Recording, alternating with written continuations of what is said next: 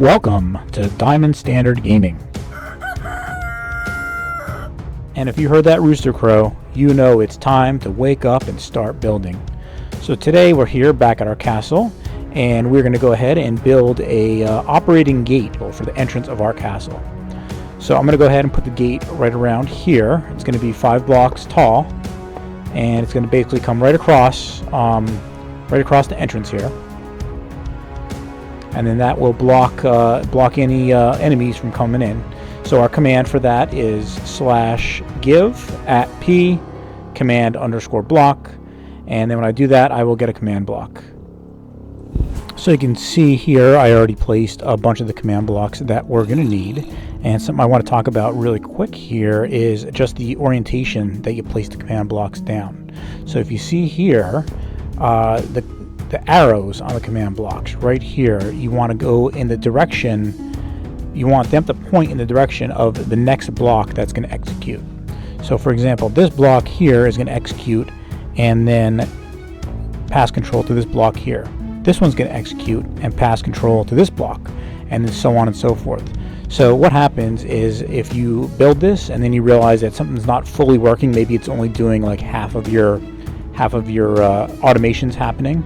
What might be happening is maybe like possibly this block here, maybe you pointed it out this direction instead of up, and then that way it'll execute this one, it'll execute this, and then the next way the signal is going to go is this way, and there's nothing there to execute, so your thing's going to stop working.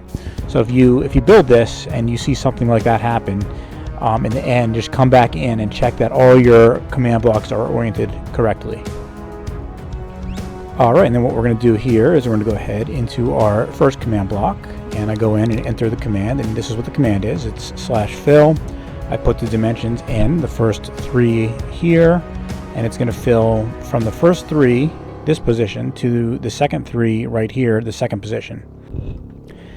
And then what it's going to fill it with is what I put right here. So in this case, it's going to fill it with air, and that's because this is opening the gate, so that bottom row that we have is going to have to disappear, or in this case, be filled with air.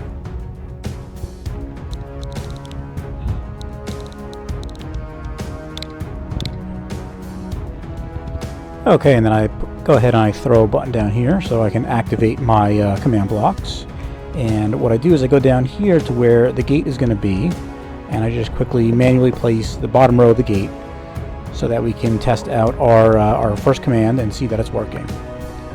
And you can see here the first level of the gate already keeps me out, so a gate that's 5 tall should be more than enough to keep any of our at least ground monsters out. So you can see there I push the button, and that row of the gate completely disappears. So what I do is I go in here to our second command block, and our second command block is going to add iron bars to the top of the gate. So what's a little different from this build compared to the garage door build that we did a little while ago is that the garage door build, basically the bottom row disappeared, then the second from the bottom disappeared, then the third from the bottom disappeared, and so forth, until they just all disappeared and then there was no door left.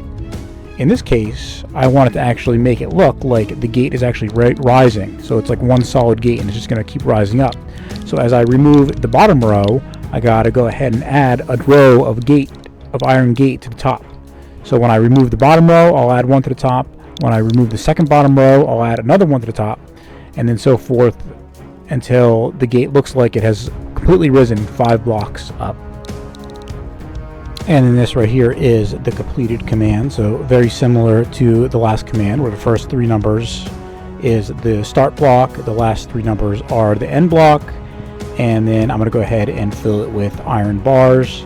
I did make a typo here, it should be iron bars plural and not just iron bar. And then I go ahead here, I hit the button, and you'll see there that top part of the iron bar has appeared. The bottom has also disappeared again, but because it's already gone, you can't really tell at this point in time. Something I do want to mention is that every one of these blocks after the first one, you need to have the block type set to chain and the redstone set to always active. If, again, you don't have those all set, what happens is essentially you'll break the chain. So like, let's say your first 3 are chained and then you for some reason missed one, it'll execute up until that one, and it will also execute that one, but then the one following that one will not execute. So that's something to keep in mind as well, is as if you are once you finish building this, if you go ahead and hit the button to execute your command blocks and it seems like it's stopping somewhere in the middle, double check not only the direction of the arrows of your blocks, but also check to make sure that everything is set to always active and every block chain type after the first is set to chain. Okay, and then here are the remaining commands. So in pairs, here's the second row of air, and then adding back the second row of bars on top. Then here is the third row of air and adding the third row of bars back up on top. And then we have the fourth row of air and the fourth row of bars right here.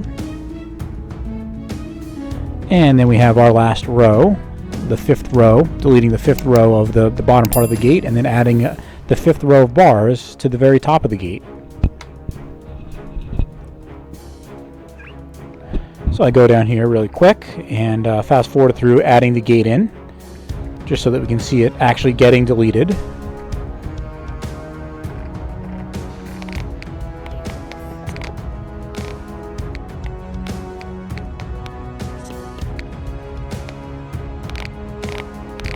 Alright, so that's how the gate will look when it's completely closed.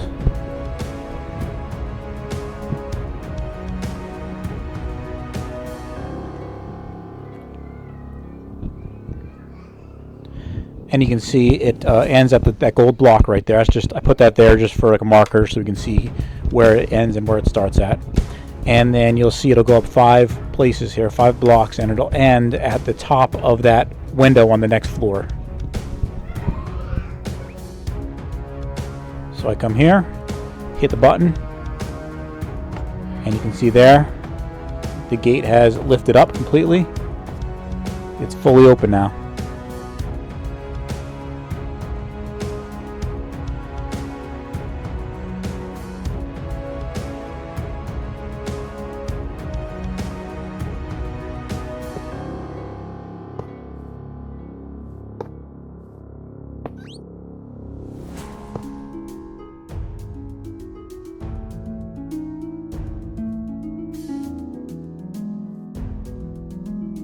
And then what I'm going to do here is on the first of each pair of blocks,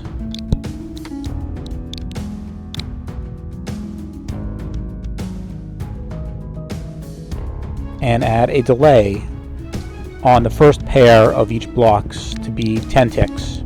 And what that's going to do is, instead of it happening instantaneously, like when I pushed it the first time and it was just instantly up, this will give a little bit of a delay between each set of commands that gets activated, so you'll actually be able to see the gate slowly kind of going up.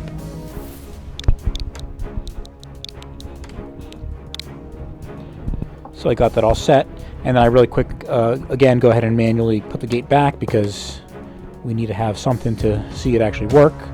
And then I go ahead here and I'm going to click this button. Let me get a good angle here so that you can see it.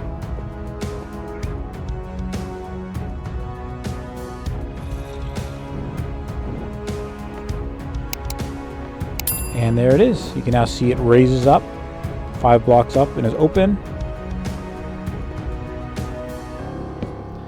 And then what I did there is I just quickly closed it all back in, so it's all inside now of the tower.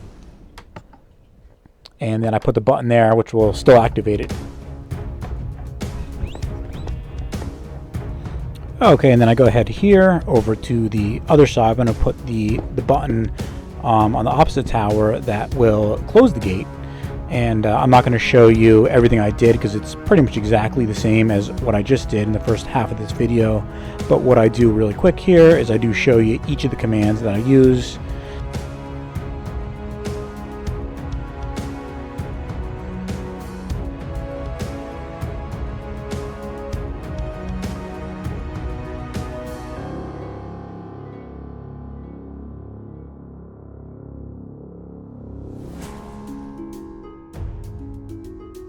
Okay, so there's the commands, and I go ahead here, hit the button, And you can see the gate closes.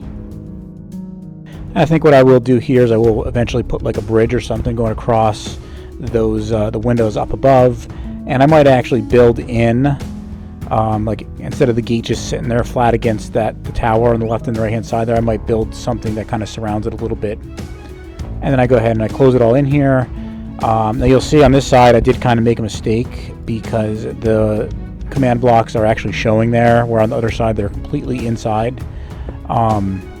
So yeah, at this point I'm not going to really fix that. It still looks good as it is. I do wish I put it inside and hit them, and then I could completely close them in. But for now it works, and it's looking pretty good. So that's our build for today. So now our castle is completely enclosed, and we can then go ahead and start building things in our courtyard. Thank you so much for watching, and I really hope you enjoyed this video this time around. Please let me know what you think in the comments. And until next time, have a great day.